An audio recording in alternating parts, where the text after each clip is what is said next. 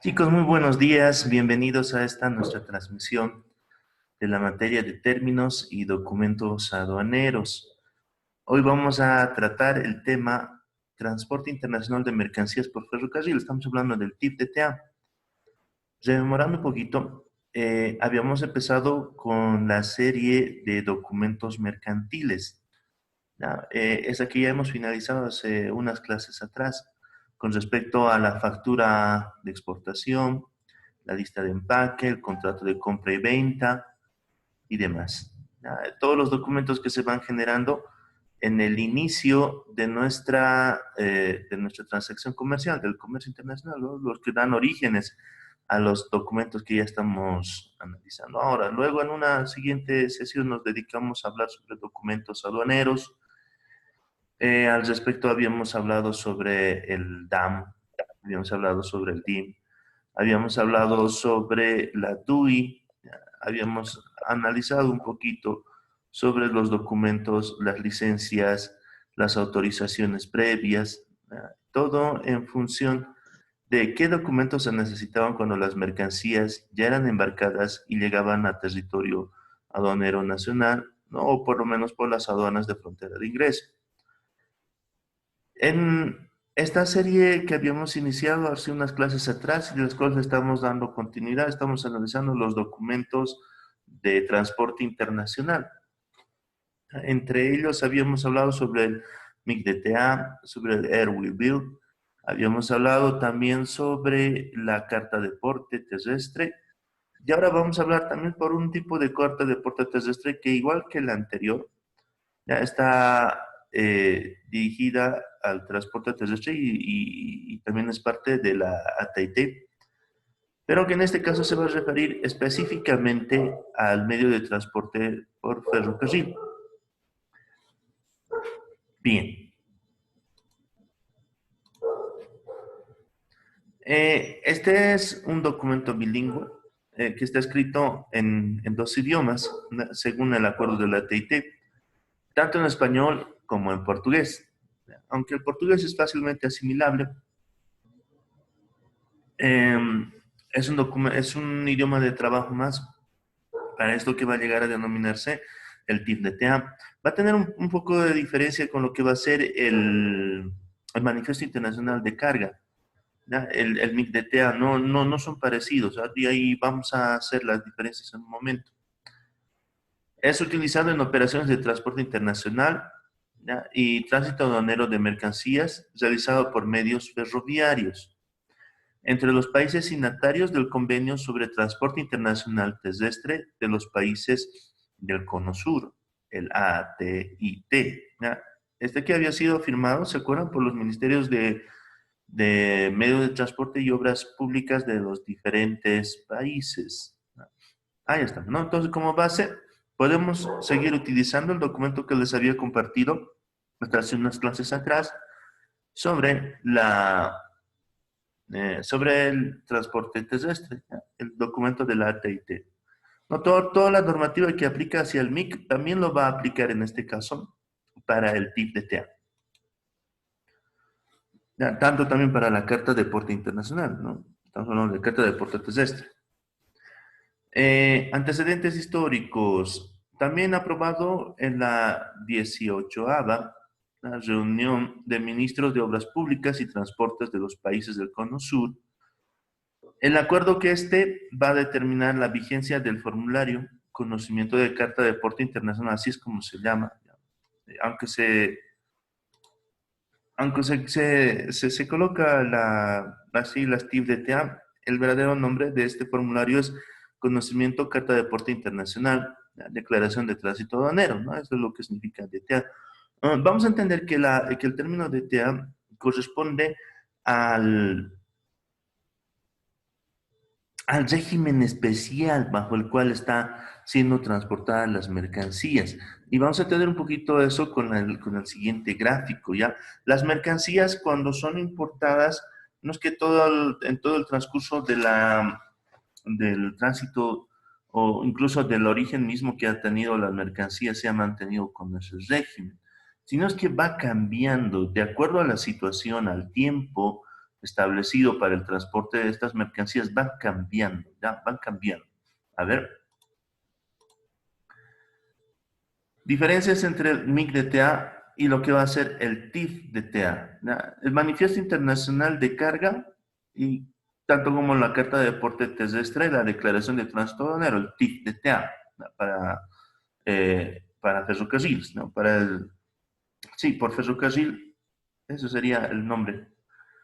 Ya, el Manifiesto Internacional de Cargas, como dice su nombre, es un manifiesto de carga, es una declaración de qué se está llevando. ¿Ya? Es una declaración también para el tránsito aduanero. También lo es el TIF-DTA, por esa parte, ¿ya? También consigna información para la declaración de tránsito aduanero. Esa parte es la que tendrían en común, todos los espacios que corresponden al análisis, al estudio y la verificación, tanto de las mercancías, ¿ya? Como del mismo estado en el que se encuentran hasta arribar a depósitos aduaneros o al ingreso a alguna aduana de frontera, ¿ya? O en su defecto para las aduanas interiores. ¿Ya? Tanto de ingreso como de salida, si en el caso se tratase de una mercancía que solamente está en tránsito aduanero. ¿Qué quiere decir?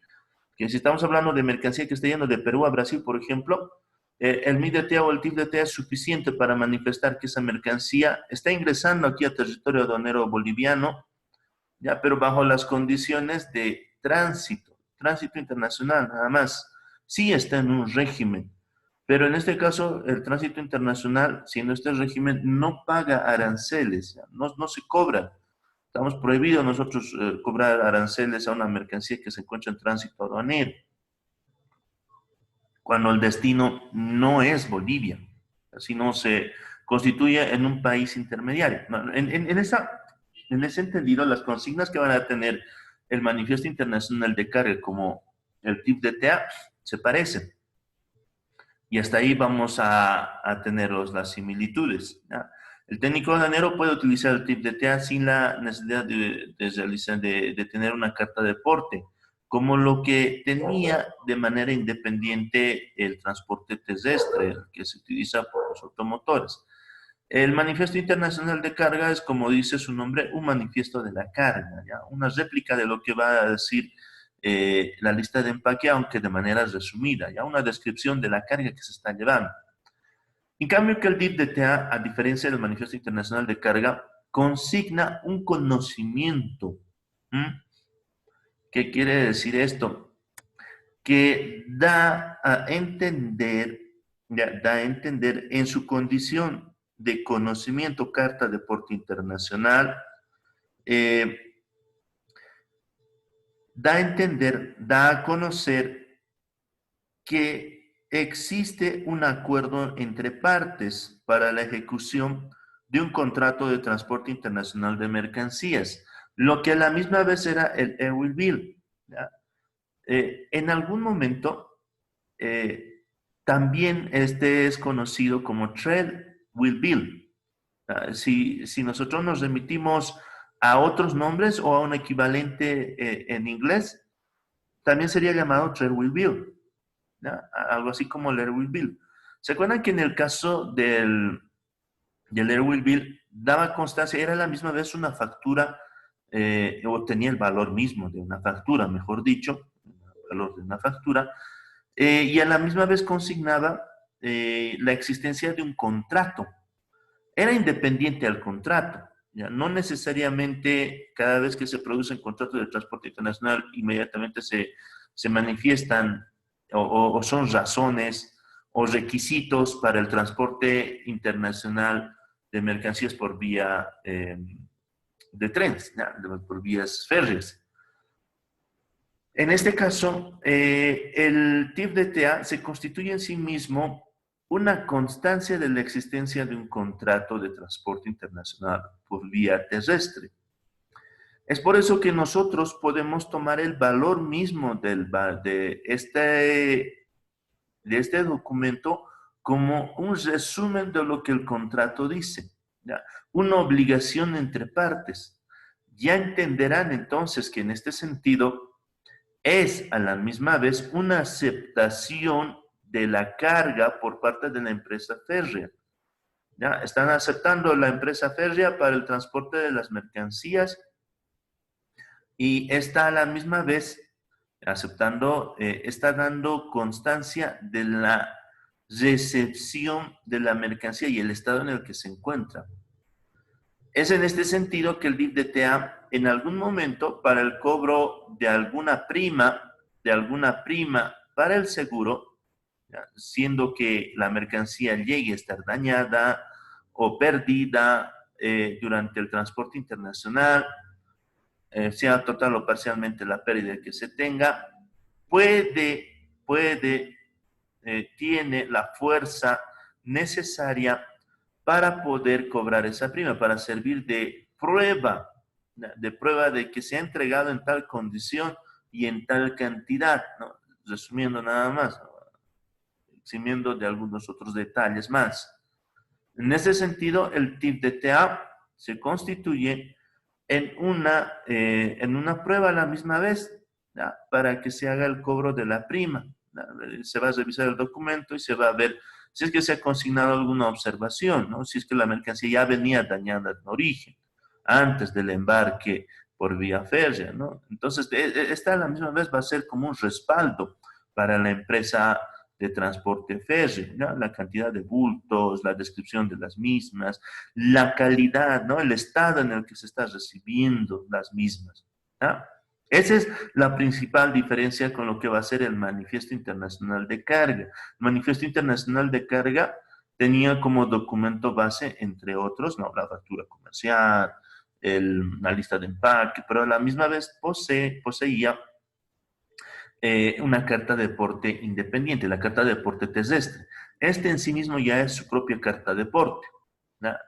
¿Se acuerdan que la carta de porte terrestre era una constancia de la existencia de un contrato de servicios de transporte internacional?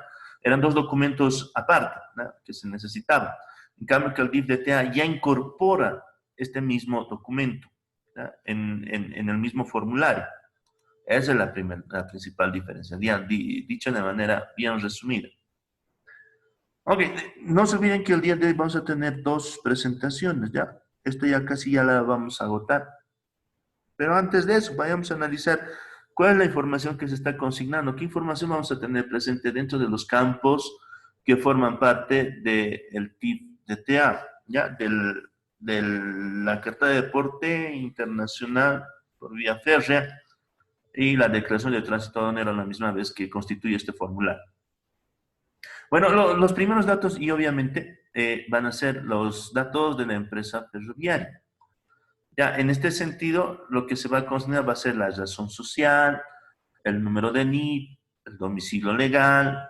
Ya, aparte de que en otro campo también vamos a declarar dónde se encuentra, también vamos a declarar dónde se está embarcando esta mercancía. Entonces, todos los datos que van a respetar o que respectan a la empresa ferroviaria se encuentran en esta primera parte, ¿no? En los encabezados.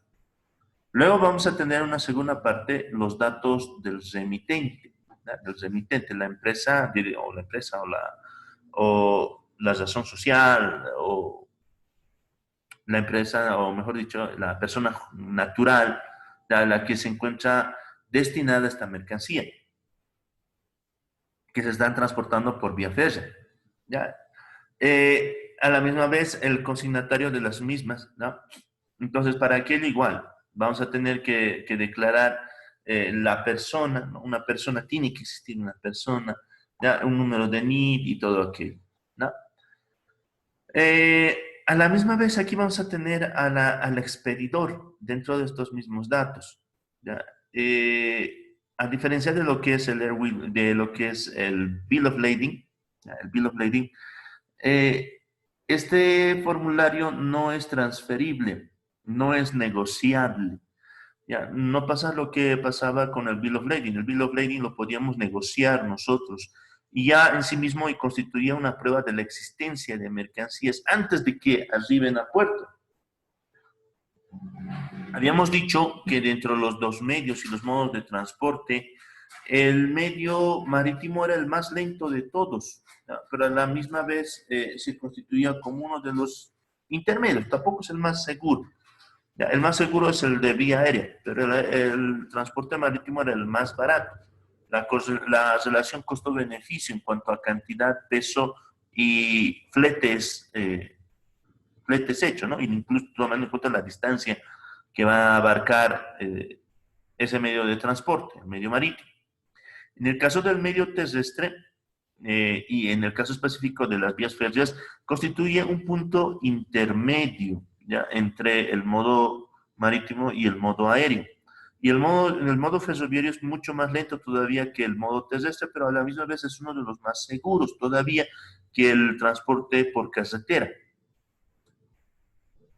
El transporte por carretera se constituye tiene un riesgo un poco más mayor, ¿ya? Tanto por los movimientos de las cargas, los riesgos fortuitos debidos a eh, accidentes y todo aquello, ¿no? La tendencia que tenían a dañar la mercancía. Ya, en este sentido, y como los documentos de tránsito aduanero, el MIG-DTA, no constituían en un documento negociable, tampoco lo constituye el TIP-DTA. No, no se puede traspasar la propiedad de las mercancías antes de que éstas hayan arribado, ni se podrían negociar sobre estas o solicitar, eh, ¿cómo se dicen estos? O solicitar créditos a través de estas. Ya, de igual manera, nosotros no podemos tener este documento para garantizar ningún crédito, pero sí, y esto sí va a pasar con el Bill of Lading, y esto también pasa con el MIC de TEAM, ya, constituye en un documento base para que nosotros podamos respaldar los créditos documentarios, ¿ya? Para el cobro de los dineros, ¿ya? O las cobranzas bancarias. ¿Ya? Esos documentos de transacción internacional que habíamos hablado hace unas clases atrás, ¿no? Nos dedicamos, creo, 3 o 2 sesiones para hablar de aquello. ¿Ya? Entonces, para las cartas de crédito sí constituyen una base y un requisito fundamental para el cobro de las mismas. Ok. Otro de los requisitos que se consignan dentro del TIF-DTA son los datos del lugar del embarque o procedencia de las mercancías. De dónde se está embarcando es algo importante, porque a la misma vez como lo era el MIG-DTA y como era la carta de porte terrestre, debe de consignarse de dónde está saliendo, ¿ya? De dónde está saliendo, de dónde se está embarcando la mercancía, ¿ya? O en su defecto, también de dónde procede. Ya, en ese sentido, bueno, sí hay puntos intermedios en el caso del modo terrestre. No es tanto así como el Air Will Bill. En el caso del Air Will Bill, sí, el transporte era de forma directa, no necesitaba eh, de pasar por puerto a puerto e ir cargando carga, o sea, recibiendo carga en cada puerto eh, intermedio en el que se paraba, ¿no? Bueno, en este caso, de una u otra forma, también va a dar fe del origen de la mercancía, de dónde específicamente está siendo originario esta mercancía. Bueno, tenemos los datos del lugar de entrega de las mercancías, ¿no? En una segunda parte, en contraparte a lo que va a ser el lugar de dónde se está embarcando, hacia el lugar donde se debe de entregar las mercancías, ¿no? En algún puerto terrestre. Luego tenemos también los datos de las mercancías transportadas, ¿no? Eh, Sobre los datos de las mercancías transportadas, vamos a hablar sobre la necesidad de consignar un número y clases de bultos, ¿no? Cada bulto va a estar numerado, cada bulto va a estar descrito. Al referirnos por bulto nos referimos al embalaje que tiene la mercancía, al tipo de mercancía que se está transportando, las marcas y números en los bultos, el peso en bruto y los pesos netos. Solamente recordando, habíamos dicho que el peso bruto es diferente del peso neto, ya, siendo la única diferencia el peso del embalaje. ¿ya? Y el embalaje o la protección física de las mercancías es muy importante. ¿Ya? El embalaje va a corresponder al peso del pallet, los slingas, ¿no? Los sunchos que debemos utilizar, nylones, cartones y demás, ¿no? El peso neto va a corresponder al peso real de la mercancía. Al momento de hacer los fletes, el cálculo de los fletes se cobra por sobre el peso en bruto, no por sobre el peso neto. Pero a razón del cálculo para el despacho aduanero se utiliza el peso neto. El peso neto. Por ahí la importancia.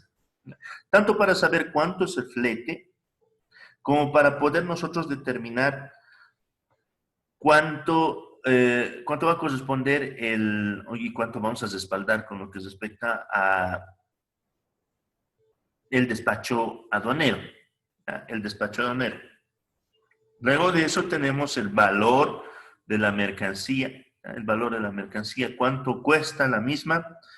El flete, ¿ya? Los cálculos necesarios que se hayan hecho para el cobro del transporte internacional, o sea, que se va prorrateando y en este caso, o se va describiendo de manera pormenorizada sobre qué servicios se está ofreciendo, ¿ya? La empresa de transporte terrestre por vía férrea, qué servicios estaba llegando a ofrecer para el transporte de las mismas, ¿no? Estamos hablando de manipuleo de la carga misma, ¿no? Cuando se utilizan grúas, cuando se utilizan brazos mecánicos, ¿no? Y demás. ¿Ya? Tenemos la información de los documentos anexos que van a llegar a respaldar este formulario, esta declaración. Tenemos los medios y unidades de transporte utilizados. ¿Qué más se está utilizando aparte? ¿No? Si hay, por ejemplo, el uso ahí y puede pasar de medios de remolque intermedios para pasar de vagón a vagón, por ejemplo. ¿Ya? Los números de precintos aduaneros que se han de colocar, que es una de las partes más importantes. Porque en el despacho, la expedición de las mercancías, no se olviden que se ha realizado la exportación. Y para cuando se realiza la exportación, se precintan las mercancías. Ahí tenemos un ejemplo de los datos consignados dentro del PIB-DTA, dentro de lo que es el formulario que podemos encontrar nosotros en el SUMA. Nuevamente vamos a apelar al SUMA para poder generar este formulario. ¿No? Ahí lo tienen, en sus pantallas. Tenemos los números de referencia, las fechas, el tránsito que se está utilizando, el sentido de la operación, la condición de la carga, ¿ya? Los vagones, el tipo, la tara que se ha hecho con respecto al peso para poder calcular el peso en bruto, el peso neto, ¿no? El origen de la misma. Ahí tenemos los datos del remitente en una primera pestaña, acá consignadas, la pestaña del destinatario, hacia quién está siendo dirigida, hacia quién le pertenece la mercancía, ¿no? Una cosa es a quién se está dirigiendo y otra cosa a quién le pertenece la mercancía con respecto a la consigna y los datos del emisor. Ahí tenemos, ¿no? El valor de la identificación, ¿no? ¿Qué número de identificación tributaria, DNI, ¿no? O lo que corresponda se encuentran declarados ahí, la nación, dirección, el país, el nombre, ¿ven? Ahí están las locaciones, el itinerario, los ítems y demás, ¿no? Esta es una parte independiente, ¿ya? Esta es una parte independiente del PIB-DTA. Tenemos a continuación, ¿no? Yo lo he cortado para que podamos ver, ya en la anterior clase no pudimos ver, estaba muy pequeño. Ya, aquí lo he cortado, ¿no? A continuación, ya bajando un poquito más abajo, tenemos los precintos, ¿ya? El número, los documentos anexos, ¿no? Los de respaldo. Documentos anexos son los documentos comerciales. ¿Ya? Los documentos comerciales ya los conocemos. Tenemos la factura comercial, la lista de empaque, el contrato de compra y venta, ¿ya? Licencias previas y autorizaciones también en algún momento, si se han tramitado, dependiendo, son y no son necesarios, dependiendo del caso. ¿Ya? Si existen permisos y autorizaciones para el transporte de mercancía peligrosa, también se van a consignar acá. ¿Ya? Tenemos los fletes, ¿no? La razón, el sector y el monto. ¿Ya? Estamos hablando sobre qué servicios se está ofreciendo aparte del transporte. ¿Ya? Tenemos las observaciones, ¿ya? El tipo y el contenido. ¿Quiénes llenan este formulario? Las empresas ferroviarias y a la misma vez pueden ser agentes de cargo. ¿Ya? Agentes de cargo y descargo. Pueden pasar. Forwarder, ya me acuerdo. El protocolo de Kioto nos habla sobre la existencia de los forwarders, ¿ya? Un equivalente al español serían agentes logísticos. Son personas que a la misma vez de realizar los servicios de formalidades aduaneras, también se van a constituir en parte para la carga de las mismas, ¿no? Es algo así como un agente despachante de aduanas que también puede conseguir medios de transporte terrestre, aéreo, marítimo, que tiene, está trabajando, o es propio, o en definitiva subsidia ese servicio para tercerizar. El mismo. En este caso, los providers también pueden llegar a llenar el tip de TA, su defecto. Así, y en el caso boliviano, casi no utilizamos mucho este medio de transporte, ¿no? En el oriente sí un poco, para el transporte de carga de soya, ¿no? Les dije que era un poco más barato que el transporte por carretera, es un poco más barato, ¿no? Es un poco más barato en la relación costo-beneficio, solo que el tiempo no es el mismo, no corresponde al mismo, es un poquito más la cantidad de tiempo que vamos a requerir para acomodar la mercancía en el punto de destino, que es lo que puede llegar a cumplir el transporte terrestre por carretera. Bien. El documento ya llenado se presentaría de manera digital como se presenta en la pantalla, ¿no? Ahí estamos hablando del tip de TA, la estación de destino, que es Oruro, ¿no? La aduana de destino, que está en Potosí, ya los nombres y domicilios del remitente, quiénes son, ahí está, ya lo tenemos llenado, ¿no? El lugar de la estación de procedencia ha sido Antofagasta, ¿no? Y ahí está, ¿no? El primo y sello de observación de la aduana de partida, ya está cuando se va a imprimir. No se olviden que igual vamos a tener 3 copias principales de este documento. Uno para la empresa, ¿ya? La empresa de transporte terrestre, otra para la persona que está realizando el transporte de la misma, o se va a acompañar a la mercancía, y la última es para el remitente. Hay copias que se van a generar del TIF de TA, no existen colores, ¿no? Todos son del mismo color, todos son blancos, ¿no? Con blancos nada más. Y esas copias van a corresponder a las necesarias o las que se requerirían para el transporte de la mercancía, para razones de aduanas, transporte de autorizaciones previas y demás. Ahí estamos, ¿no? Ahí ya lo tienen llenado, ¿no? El formulario ya resumido. Bien.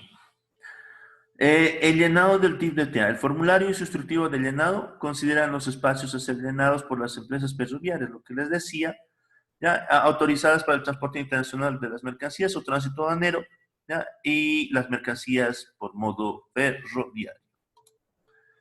Bien, thank you very much. Hasta aquí habríamos terminado la primera parte. Tenemos una segunda parte más. Vamos a hablar sobre un documento muy importante cuando las mercancías arriban a almacenes, ¿ya? Almacenes autorizados por consignatarios, ¿no? Los administrados por consignatarios, mejor dicho. Hasta aquí les pido por favor que se vuelvan a conectar, ya solo tenemos 4 minutitos, tal vez podemos conectar de manera directa ya a la siguiente sesión. Les ruego que en este minuto que les voy a proporcionar puedan ingresar su nombre completo en el grupo de WhatsApp. Ya finalizo esta transmisión y de inmediatamente dentro de un minuto comenzamos con la que sigue, ¿ya? Con la siguiente presentación. Muchas gracias por estar presentes. Nos vemos dentro de un minuto.